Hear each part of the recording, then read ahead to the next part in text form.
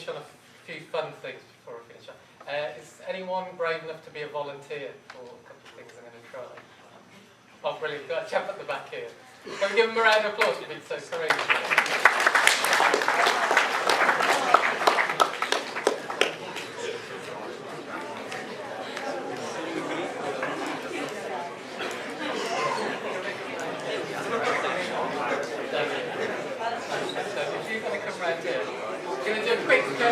Quiz with Daniel.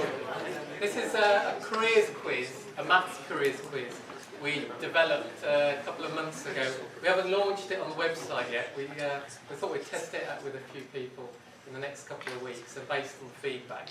And please, if you've got any feedback on this quiz before it goes live, you can send your feedback to Mark here, and he can pass it on to me.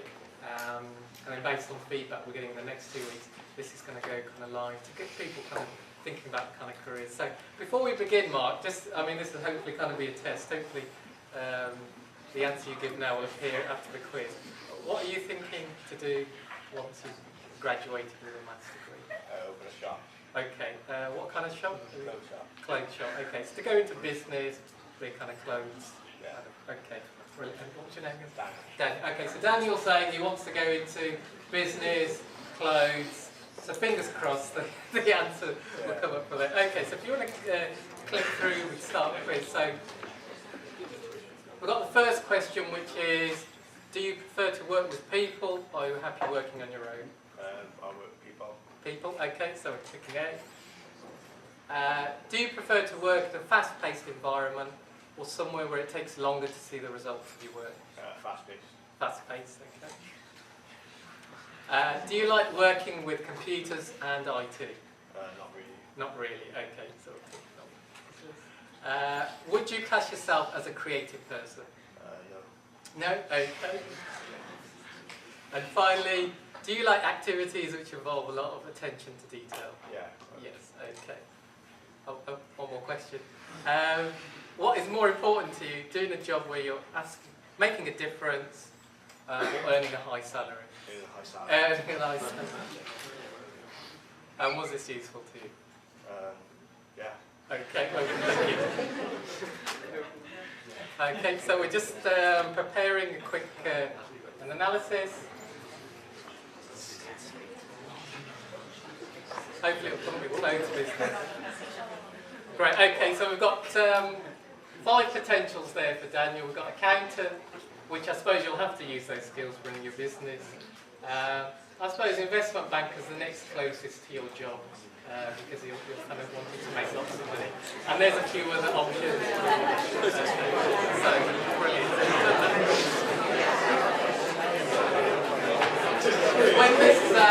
When this quiz is launched, you'll be able to click on. So if you thought, oh, air traffic controller looks interesting, you can actually click on to it, and it will give you more information around what you need to do to become an air traffic controller, and then it's got further links taking you to companies that might do graduate schemes around that kind of career. Okay, brilliant.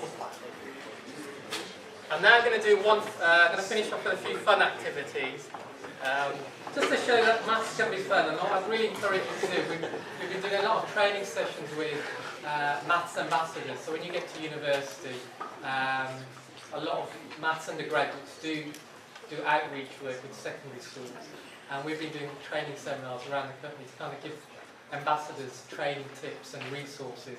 So when they go to schools, they've got some fun activities as well. So this is a quick fun activity I'm going to show you guys. So hopefully if you do get to go to a secondary school to entice GCSE students to do A-level maths, here's an example you can do. So this is an algebra card trick, and I'm going to go with, so Dan, to show it's not fixed, can you give that a good shuffle?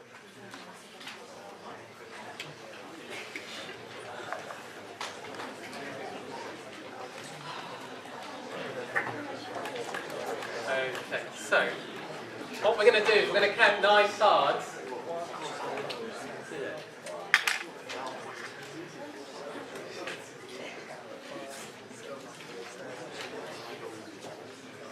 Okay, Dan, can you pick a card from there? Pop any card, pop it on there so that people know and how much. And if you, once you've picked it, if you pop it onto the top, onto the bottom of the card. But if you show everyone, then I'll not see it. Has everyone seen the card? No? Or maybe show them. Yeah, has everyone seen it? I hear a few yeses. So, Dan, if you pop it underneath. Yeah? Brilliant. Oh, sorry, pop it up, sorry. So that's your card. Right, this is called counting cards. So what we're going to do, I'm going to count 10. Please join in. And I'm going to count 10 back down to 1. So I'm going to go 10, 9, 8.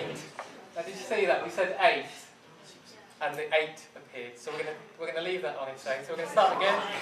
10, 9, 8, 7, 6, 5, 4, 3, 2. We said 2, and the 2 appeared. So what we're saying is that this trick's called the cards are speaking. So these cards are speaking to us today. So we're going to try this once more. 10, 9, 8, 7, 6, 5, 4. This has never happened before. Every time we do the trick, only one pack of cards actually. So we said 4, and 4 has appeared. Okay. 10, 9, 8. Blimey. You know, that's the first time the cards have always spoken. If you try this trick at home, you'll find maybe 1 has spoken. If the cards don't speak when you get to 1, you just come in. We obviously pull up. Got lots of special people here today, Mark. Telepathy. Okay, so we've got 4 numbers here. We've got 2 8s, a 4 and 2. What do we like doing with numbers? Add? Brilliant. So if we add these together, 60, 20, we get 22? Okay, so let's hope 22 is a good number for us. So if we count 1, 2, 3, 4, 5, 6, 7, 8, 9, 10, 11, 12, 13, 14, 15, 16, 17, 18, 19, 20, 21, and there's 22. And what was your card, Dan? 4. A 4 of? Clubs. 4 of clubs. 4 of spades, okay. That's what I said to show the cards to the audience. 4 of spades. And fingers crossed, thankfully the trick hasn't gone wrong. No, it's gone completely wrong.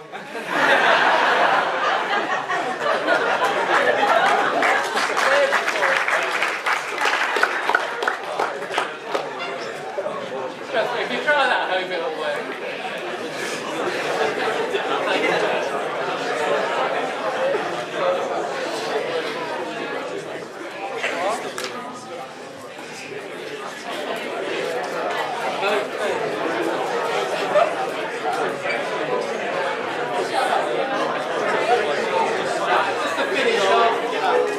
If you go to the Masquerade website, the website is signposting, there's 3 magic books written by a chap called Professor McGowan at Queen Mary University, and he loves maths and he loves card tricks, and he's written 3 books, and you can download those for free on the Masquerade's website. There's also another website he's got, which is mathematicalmagic.com, and that's actually got YouTube clips of how he's doing a whole range of maths card tricks. So just to finish off, I thought I'd do a quick fun video.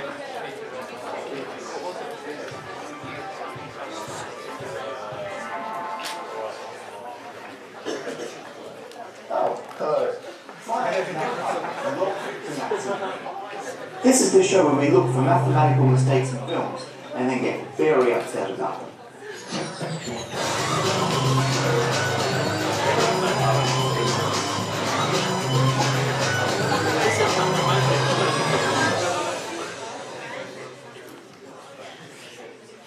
Our first film today is Fast and Furious. Yet another reworking of the sentence, the Fast and the Furious, and it signifies the 4th film in this particular franchise.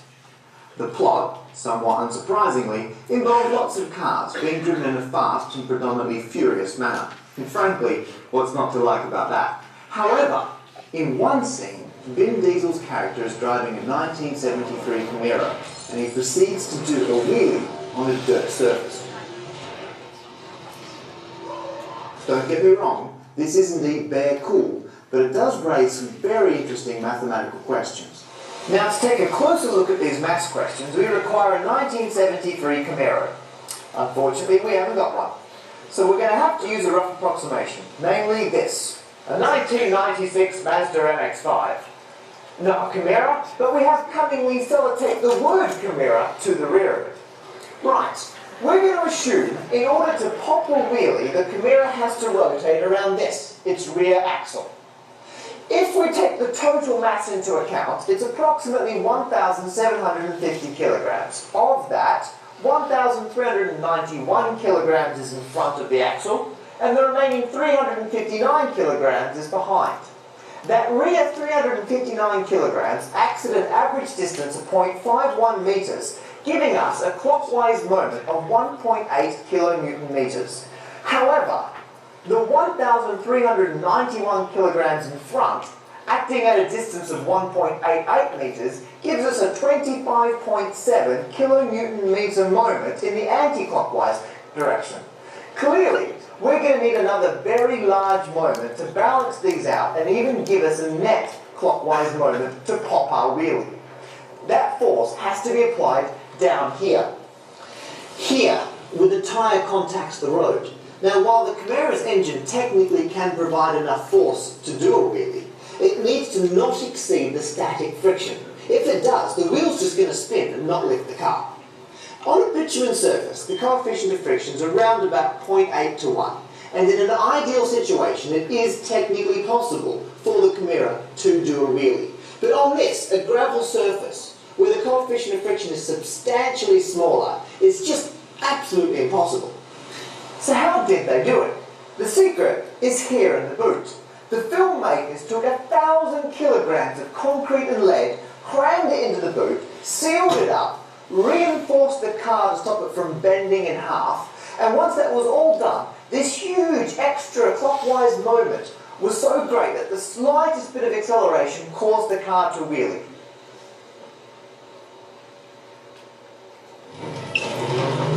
So there you have it. It is mathematically possible to wheelie a Camaro.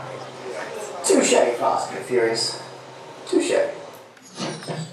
And if you go onto Fast Careers website, they do film 21 with Kevin Spacey, and there's a few more other videos they did on that. I just realised there's only 51 cards in this pack, so that's why we're one card out. So that's my excuse. Thank you for having me today.